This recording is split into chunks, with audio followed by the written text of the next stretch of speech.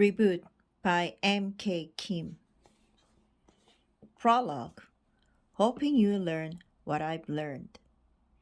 On January 22nd, 2020, less than a month after New Year's Day, I delivered my last speech of that year. I would have never guessed that it would be my last, but that's often how last work. They come without warning. Today, you can remember the last day that you hopped on a subway without wearing a mask, the last time that you watched a movie in the theater with your sweetheart, or the day when you were excitedly pondering where to go for your summer getaway. But while it was happening, you didn't know that it was going to be the last time for a long time. I've been a motivational speaker for most of my adult life, but coronavirus rocked that life to its very foundation.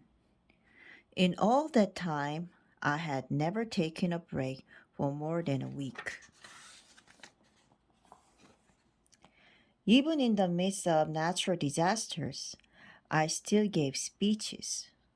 But in 2020, for the first time, the professional speaking industry came to a halt so completely that there was no restart in sight. Since then, I have felt helplessly stranded in the unknown. In the beginning, I thought it was a simple virus that would soon pass. Then, at the beginning of February, I thought, oh wow, this is serious. It seems to be lasting longer than expected. I felt butterflies in my stomach. My morning routine used to begin with checking the day's speaking schedule, but my schedule, my car, and even I all came to a screeching halt. Boss, I'm afraid that we're going to be in serious trouble if this continues, said Director Che toward the end of February.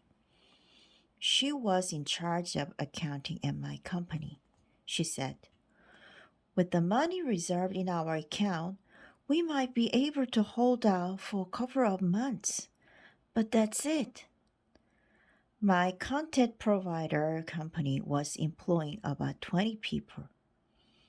I also run a YouTube channel, MKTV, and an online college, MKYU, MK, and U University. But the profits generates from these operations don't cover all of our expenses. The most established and reliable source of profit has always been my speeches. The pause in my speaking meant that the company was in jeopardy. I was full of anxiety as the days since my last speech stacked up. Then one morning, I blurted out, please help me this one more time to retain them all. Please grant my wish just once so that I don't have to let any of my employees go. I had to do something, anything, to find a way out of this crisis and keep all my employees. Something had to change. So from that day on, I have had a new morning routine. I focused my nervous energy on problem solving.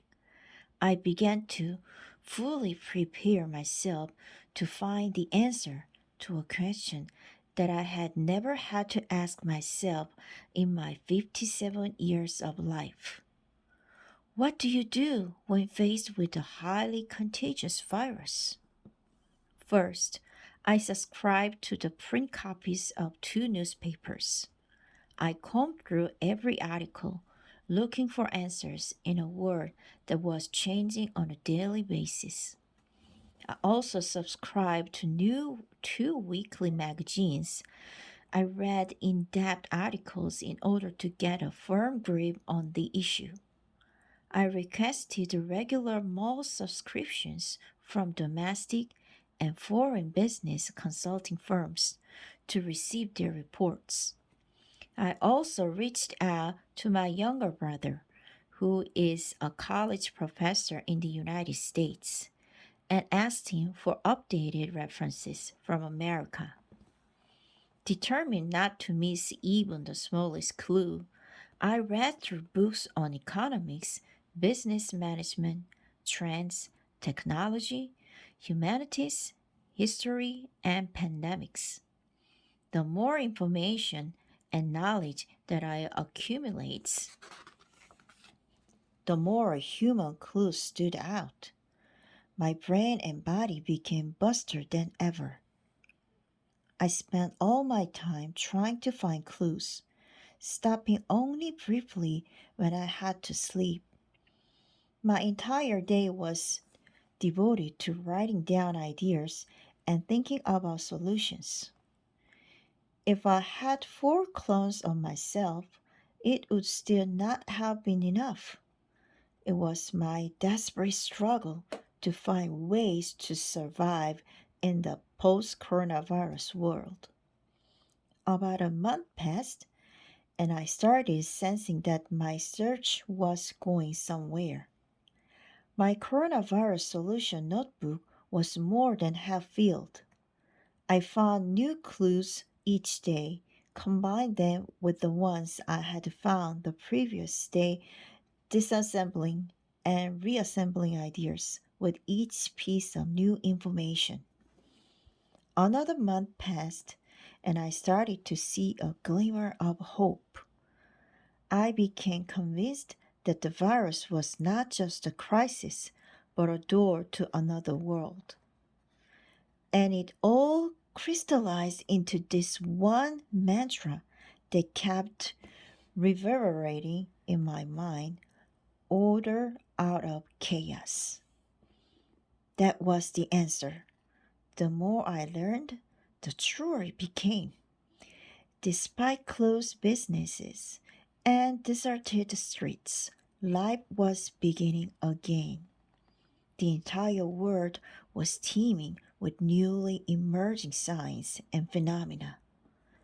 Once I had sorted out all the small yet clear signals, an order emerged everywhere I looked. I had to tell my employees.